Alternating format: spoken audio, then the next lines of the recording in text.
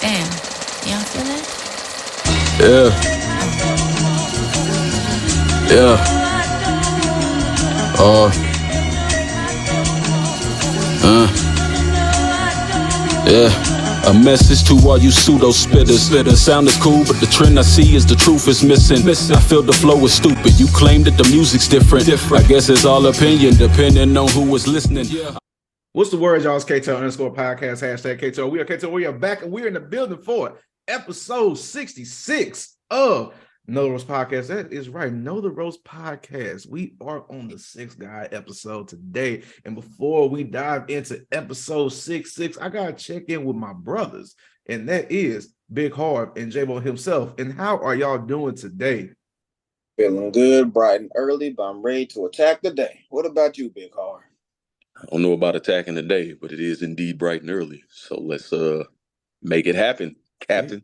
It is extremely early. It is 7 o'clock in the morning, but we are here and we are live and we're about to get the show on the road. But before we start on this show, before we get in this episode, before diving into these topics, wrestling community, wrestling family, wrestling friends, the wrestling world, y'all got to do this one simple favor for me, and that is to follow all social media platforms, KTR_podcast, Twitter, Instagram, and TikTok, Another Roast Podcast, Facebook, YouTube, Another Roast Podcast, all podcast platforms. You got Google Podcasts, you got Spotify, you got Anchor, you got Apple Podcasts, you got Podbean. We have everything, and don't forget to get your merch at ProWrestlingTees.com/KTR Podcast. Let's get in, let's go, and let's get into the show. Man, some time has passed since we did our last episode because we do our episodes bi-weekly, and just so happens that the last time we did an episode was before the Royal Rumble, and the Royal Rumble has passed a week ago, but it's all right because we still gonna give our opinion about it. We may not get a reaction, but we're gonna give you our future opinions on what's here to come because WrestleMania season is in. Well, by the time I hear this, it's going to be in less than 60 days. So, yes, WrestleMania is coming up real soon. Yeah. And speaking of WrestleMania, we found out what our headliner of the evening will be at WrestleMania Night 2 in LA, Hollywood, California. We're going to have the head of the table, Roman Reigns, against the winner of the men's Royal Rumble, Cody Luther King, Cody Rhodes. Wow. It's Black History Month, bro. What?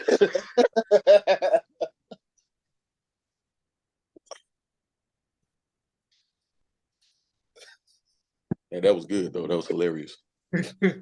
Shout out to Black History Month, but now, yes, Cody Rhodes is the new men's Royal Rumble winner for the year of 2023. He made his first appearance since injuring his pec. Well, he injured his pec before Hell in a Cell, but that's the last time I saw him against Seth Rollins. So he came back, entered number 30, and won the whole thing. And so, how do we feel about Cody Rhodes winning the Rumble and him going against Roman Reigns at WrestleMania? Big Harv, since you love Cody so much, we're going to start off with you. Take it away. I'm actually warming more to Cody Rhodes. I ain't gonna lie. I haven't fully forgiven him for coming back to the company that shunned his family. But I get it a little bit more. He's putting on really good matches consistently. I'm not, as upset as I was before. It's the right match. Everybody knew that this is what it was going to be since he got injured. Since he couldn't get his run over the summer, which is what I really thought was going to happen if he hadn't gotten injured. So it's on course. It's what you expect. It's going to be a good match. He's going to put it down. I agree. Yeah, like I said, the Royal Rumble win was obviously expected to happen, but it is what it is. J-Bo. I mean, my sentiments are the same. We all saw Cody Rhodes winning, and clearly he won.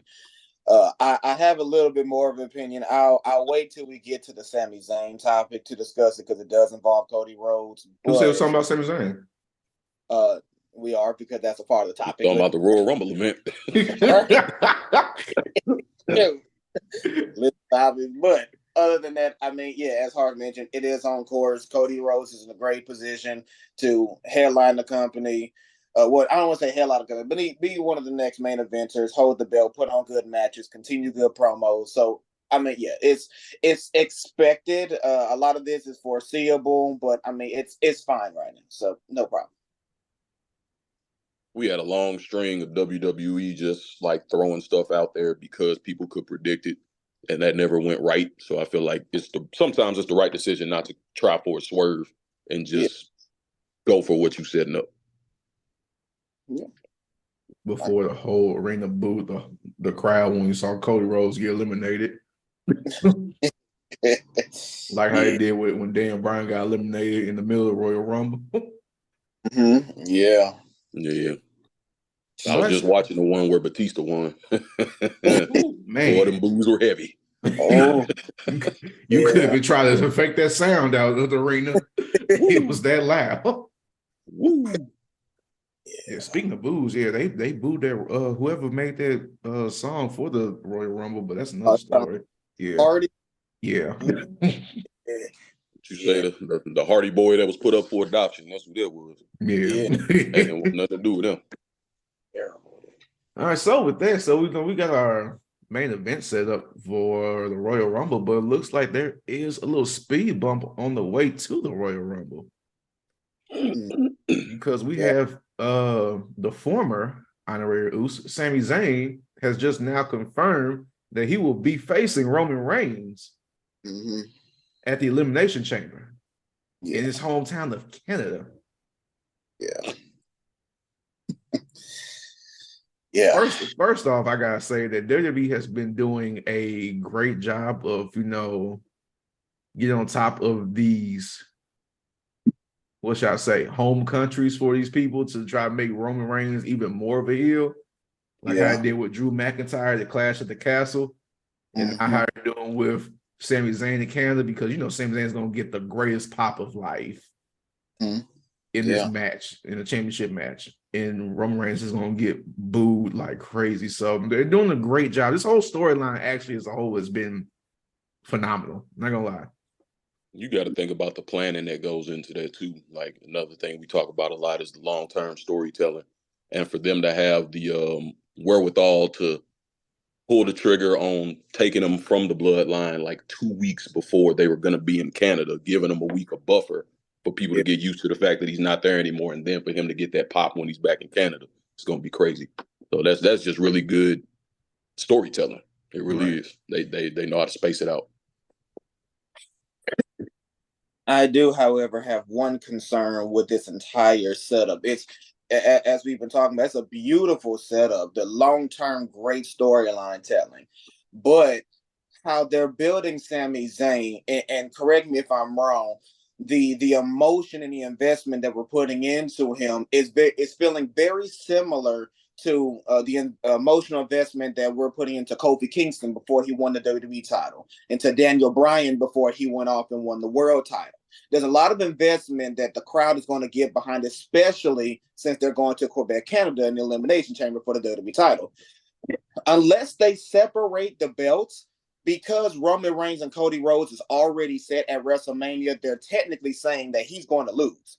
You're going to have Sami Zayn walking to Quebec, Canada, knowing that he's going to lose. And right now, there's this rumor going around. I don't know if it's true or just fanfare, but they're saying that Triple H does not see Sami Zayn as a WrestleMania main eventer. So all these are playing a role into just WWE not seeing Sami Zayn as this main go-to guy, which we all know that he can be. So what I see happening is that if Sami Zayn loses, especially with his investment that he has behind him by the crowd, they're going to start rejecting him. A lot bigger than Roman Reigns. They may even start rejecting Cody Rhodes because they want Sami Zayn to be in that spot. Same thing they did with Daniel Bryan, where Batista, he won the Royal Rumble, so they wanted Batista and Randy Orton, but Daniel Bryan, they was the one who had the emotional investment. So he was eventually put into the triple threat, and that's what the crowd wanted. I'm pretty sure they had a different investment before Kofi Kingston just shined at the Elimination Chamber. They gave what the people wanted to put him in there. Unless they separate the belts, I feel that if they just throw Sami Zayn into the mix, and he loses, and he could go for the tag titles or whatever, there could be this strong resentment to give him another rematch and put him into the main event at WrestleMania for at least one of the belts, if they really want to capitalize off it. That's just what I'm saying. I'm just afraid of the potential rejection of the Cody Rhodes and Roman Reigns, because Sami Zayn could just go for the belt, lose, and then they'll just push on to the next one. I didn't see. Was it confirmed that it's for the title in Canada? Yes. In elimination It is for the title? Yes. Okay. So, I mean, even with that, I never thought that WWE would ever put the title on Sami Zayn. He's never going to be, in their eyes, that type of person. He's not Daniel Bryan. He's not Kofi Kingston. I do think that he has the potential and that he should get a run. They're not going to give it to him. I think that the one thing that's going to save him from getting those reactions that, when they did that with everybody else, is that Kevin Owens and their tag team is still going to shine. Yes. I think that that's their contingency, because they are probably expecting that same backlash you're talking about. Yep. Because generally speaking, if he go into Canada and just get dog walked, I really feel like it's going to be more of an angle than a match to set up him and Kevin Owens, coming together again and actually being a cohesive unit. But I think that's what's going to save them from the boos and the rejections and all that. That's just why, I think that they do have a pretty good contingency for that. But I don't think Sami Zayn's ever going to touch a world title. So with that, so you see them going for the tag team titles then?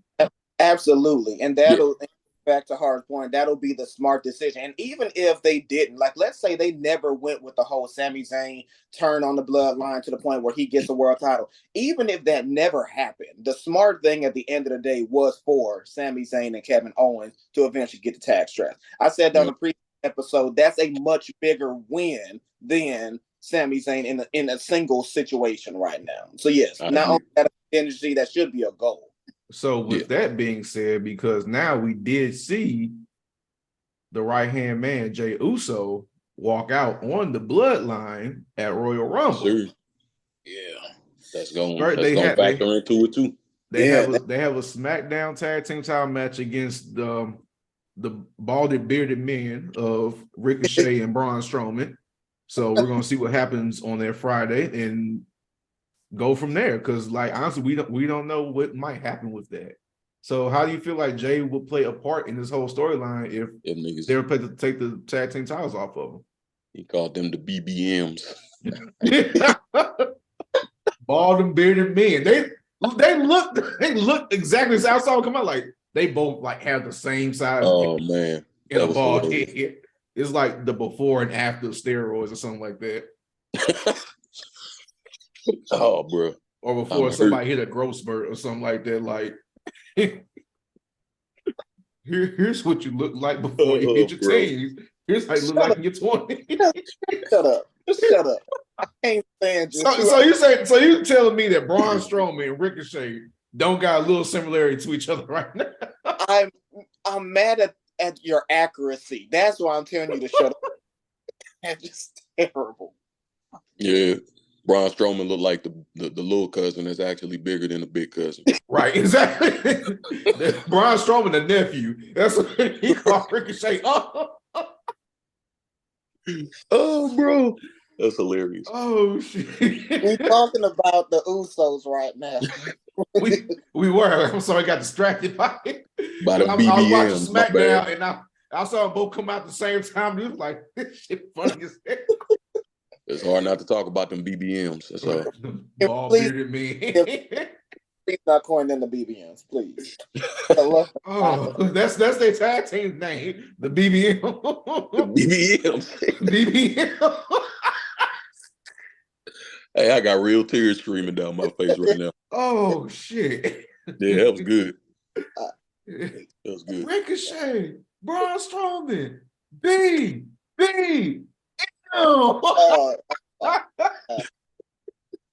That's terrible. Oh man, they come out with that girlfriend gonna be announcing that shit. Oh, that's terrible. The fiance, yeah. Oh, I'm sorry, the fiance. Yeah, they did get the proposal out. Oh man, that is hilarious. Okay, back to the topic. I'm sorry. Go ahead, J-Bo. Anyway. Jey Uso, yeah. Or man, if they start coming out with BBM merchandise, anyway. So we need some credit for that. I just need. Yep, patent pending, copyright that. With the Usos, what I see happening, because we all know Jay is clearly a main event. I mean, that his nickname is Main Event Jay, so it's I definitely see that in the long run because he can definitely do that. If I were to predict the storyline, especially since they're going to separate the titles, I see him and Jimmy going into it legitimately as a tag team against Ricochet and Braun Strowman, going in like actually cohesively working together. It just doesn't work out. They end up losing the belts. Then at WrestleMania, they go up against Sami Zayn, Kevin Owens. They put up a good fight, but that's when one of them, preferably Jay, turns on one, and then that's when Kevin Owens and Sami Zayn gets the straps. Then that can lead into a separation, but then that's a fickle fall down from the bloodline. But the point is, this is a great focus on Jimmy. On Jay. One of them. It's a great focus on Jay. He deserves it. He needs it. And he can prove it as well. So I think all parties will win. I don't know where this will lead out with Jimmy. I really don't, because he don't have that same singles main event feel as Jay does. But I don't know. I don't know what'll happen with Jimmy. He might go chill with his wife for a minute since she's not in the company. Yeah. I mean, and it's kind of unfortunate because, Jay, he had an opportunity to be a shining singles competitor during the COVID era. He had that. Jimmy didn't have that same opportunity. But nonetheless, Jay has it now. And I don't know. I'm just interested to see where it will lead up for Jimmy. Everyone else, like Solo, Roman, obviously Sammy, Jay, I can see something for all of them, but I can't see nothing right now for Jimmy. I don't see the Usos being broken up for long, or either one of them having a singles career for long, even though I think both of them have the potential, and they've broken up brothers before, but they twins. I don't see them being able. I don't see WWE feeling like they could separate them. That's my opinion. But Jay, obviously, he could get a run, but if they ain't gonna give Sammy a run, I don't think Jay gonna get a run. Upper mid card, absolutely, but not world title. Especially if they're talking about selling the company. I think they're going for a certain image as far as world champions go for the foreseeable future anyway. Yeah, it makes sense. You can see that since Roman Reigns been holding down for basically the past 2+ years. Yeah. And that's what they've been seeing. So yeah. They want somebody with that representation. Like so far, Cody Rhodes fits the bill of that look. So yeah. He feel like a big deal. He feel like a big timer. Since he's come back, he's felt like a main eventer, so there's no problem there. Right. I'm gonna throw a curveball into this episode real quick because we was talking about separation of tag teams and everything. It just popped in my mind. It's not really like a big topic or a main topic. But did you see for the upcoming Elimination Chamber qualifying matches that the Street Profits, both individually, Angelo Dawkins and Montez Ford, have their own individual qualifying matches for the United States title match in the Elimination Chamber? Yeah, I did. And no, that's worth the conversation because we've talked numerous times about, Montez Ford getting his shine. But I remember when there was big media attention about Montez Ford potentially getting a singles run, and Angelo Dawkins has been coming out and like doing terrific in the rings in both singles competitors as he regularly has in tag team. So that lit a flame under his ass. It so did because it was like a week or two after like that news came out. He had some type of singles match with someone, and the match was just awesome. It was great. So I mean, either way, this is good for them. I still don't see them separating the tag teams just yet. I think this is one of those where if fantasy booking to where let's say Montez wins, like there'll still be a team. I don't see them like having any decision. But yeah, I mean it's interesting, but I'm happy for either one of them either way. I agree with you there. I don't see them breaking them up because, like I said, they're in these tag teams, and like fortunately, we do have a good number of tag teams right now. They still got to build their image and their persona, but we still got a good number of tag teams. But besides that, I feel like this is just a good segue to just attempt and try to possibly push Montez Ford as the singles competitor and see like what he does. Because I was honestly disappointed on how they did him in the Royal Rumble. No, yeah. He coming didn't in. have as big a spot as I thought he would. Yeah. Right. I would thought he would made like a little bit longer or Thought they was just gonna give him more of a breakout performance. right because they usually do that for people, like maybe to like the final four or something, just give you like that, Yeah. that just run for like, okay, look out for him for the upcoming next year, possibly, type of build. But having him just get single-handedly eliminated by Damian Priest, just Yeah. getting tossed and I just don't know. Damian Priest eliminating him didn't bother me as much as the fact that he wasn't there long enough or didn't have a breakout. I feel like they putting a lot of stock in Damian Priest as well. I could If you see look just at how like he's make him look presented like in the the matches strongest that he's in, person of like the Judgment yeah. Day. I could see that. But they were given the Judgment Day was a big angle in the actual Rumble, so I understand why they did that. But I agree that it shouldn't have been at his detriment. Like they shouldn't have done it to the point where it made Montez look like he wasn't getting the spotlight that he should have gotten in that match. Right. Yeah. That's just my thing. Just him getting eliminated that early and quick. Yeah, I agree with that. Yeah. But I think I do think Damian Priest is doing his thing too. Okay. Yeah, so that's just my 2 cents with that. That's all I was just thought about real cool. He's talking about breaking up tag teams. And with that, speaking of the Royal Rumble, we could just speak on this real quick. Gunther. Oh, yes. Gunther Now holds a record for the longest time in the Royal Rumble, in the men's Royal Rumble, say that. Yes. Yeah. Yeah. I'm extremely impressed with Gunther. And I'll be honest, I did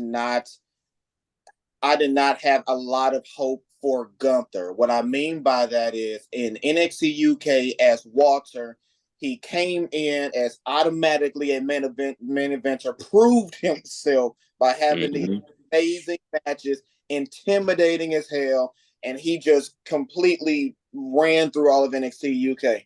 But then he came over to NXT under his new name as Gunther. Then he would just send just random spot matches here and there. Then he lost clean to Braun Breaker for the NXT title. It was like, oh my goodness, Walter is clearly better than Gunther. But this was all before Triple H took, main regime over.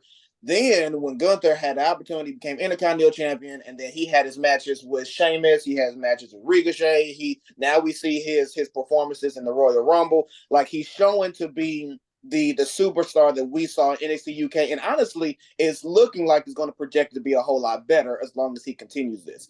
This does not mean, because I've been reading a whole lot of things online where they were saying, "Oh, well, he should automatically be in the main event now." Absolutely not. I think Gunther is doing a terrific job on the mid-card field. He is bringing the prestige to the Intercontinental. The Intercontinental title is known as the workman's title, the workhorse title. And he's clearly proven that and bringing that prominence back.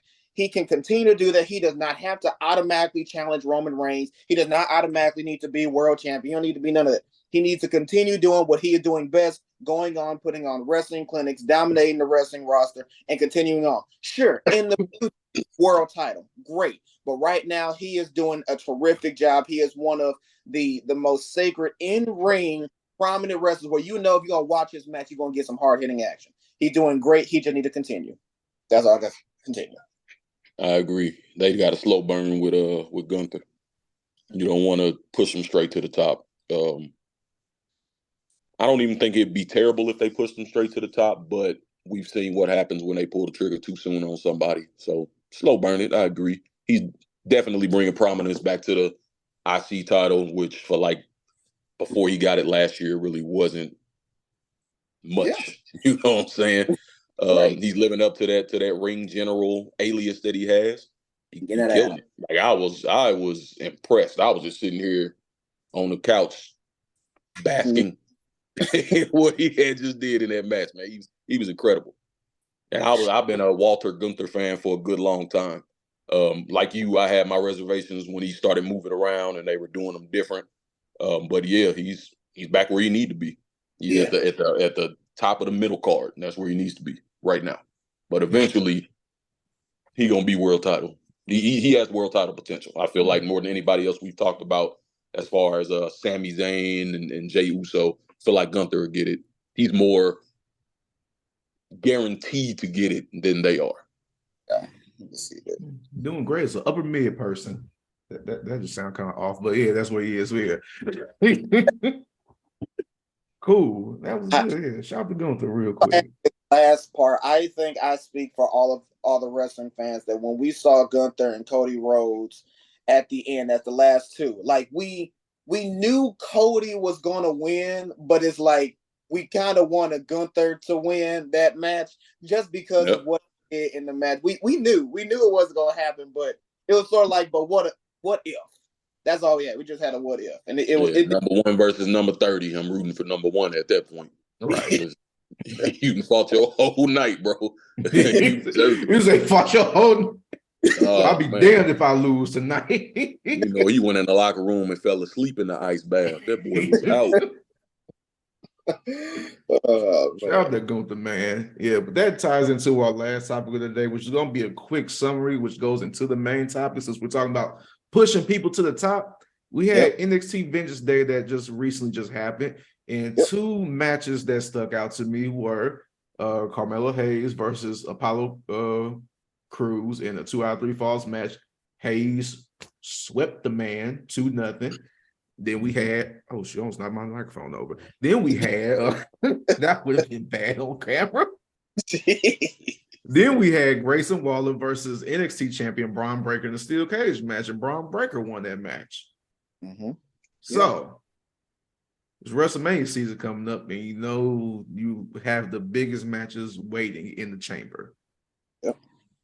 And it looks like the next person that could possibly be in line for the NXT title is none other than him, Carmelo Hayes.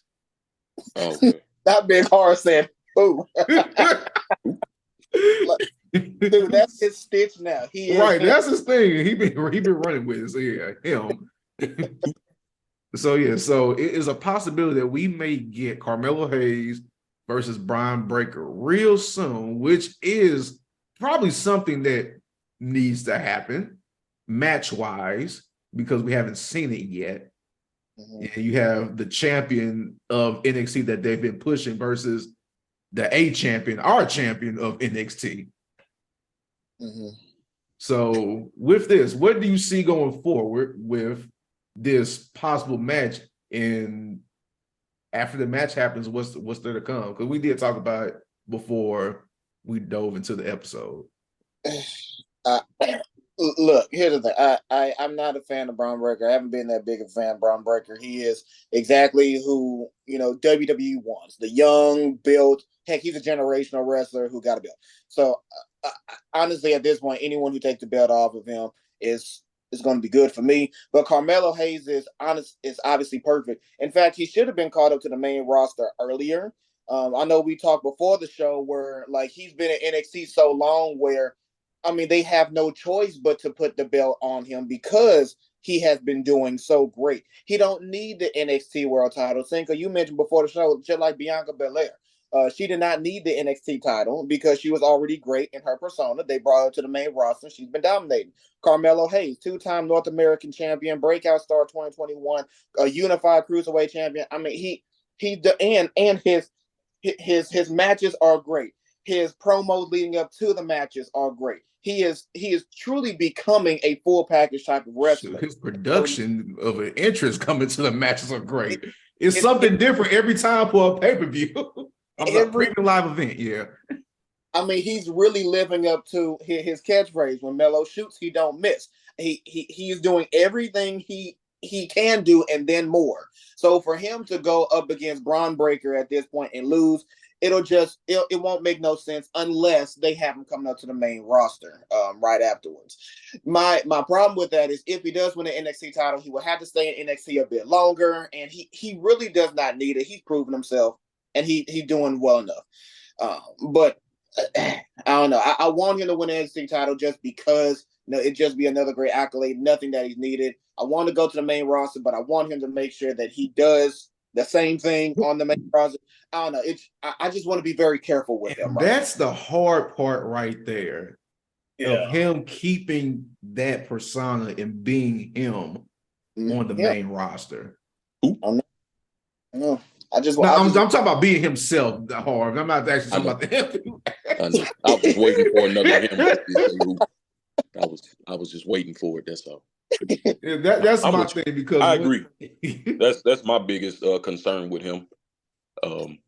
They call Is that who? I don't know what they're gonna do on the main roster. Anytime you have, not to be controversial, a black wrestler whose gimmick is overly black. Yeah. When they get to the main roster, you're worried. Like how you just talking about Bianca Belair, she literally got over being black. Nobody else on the roster was like her. So that's like catching lightning in a bottle. You don't know if they're going to allow that again for the next black wrestler who comes up. So I'm nervous about him on the main roster, but he definitely deserves. It's about time.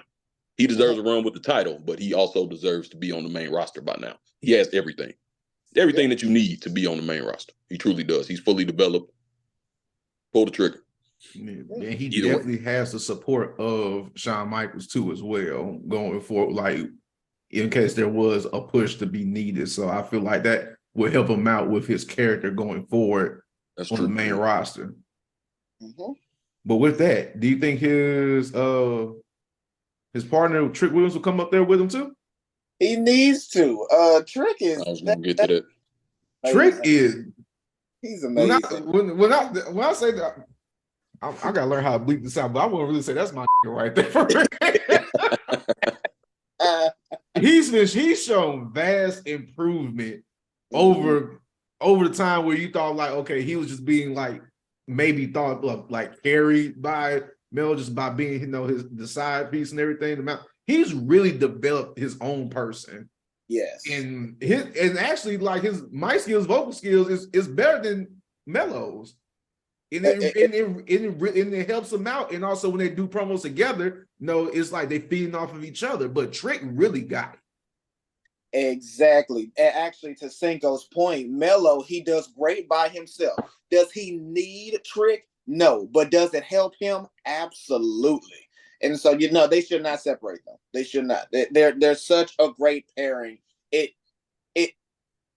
would not benefit them in the long run right now to separate them if Melo goes up to the main roster. So no, they don't need to separate them. No. You know me, I always feel like we need more tag teams, so he should definitely come up with them, even if he's just to be a mouthpiece for him to work off of, because their work together is phenomenal. They do really well together. So I feel like he should come up with them regardless of what his overall role will be. Like I said, that would be a good way for like that's a good point. Like having them as like maybe like a possible tag team when they get to the main roster before you want to like pull the trigger and make Melo like a mid card run championship like the IC title, US title beforehand and build that up before talk about main event stuff.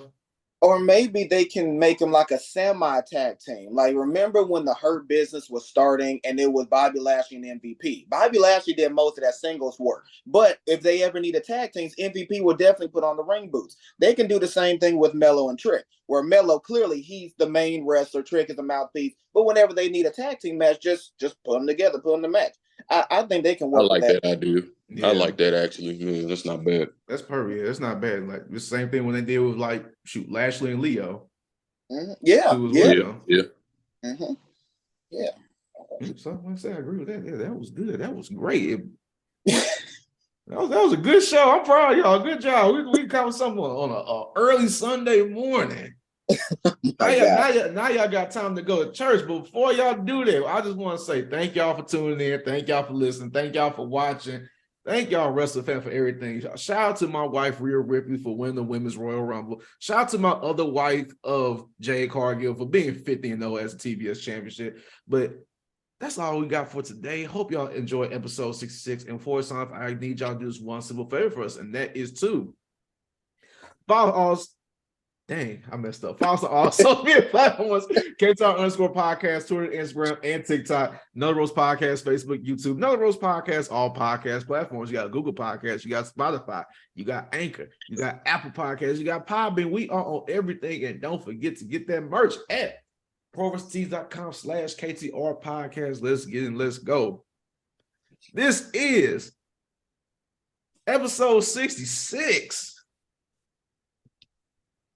KTR, hashtag KTR Know the Ropes podcast, and we are out.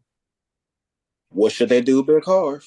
I need y'all to do it like WWE's merch gonna go up when they get a hold of that BBM. Pump them numbers, baby. That don't compute in my mind, I must be out of mind. Black fist high, rally up before we out of time.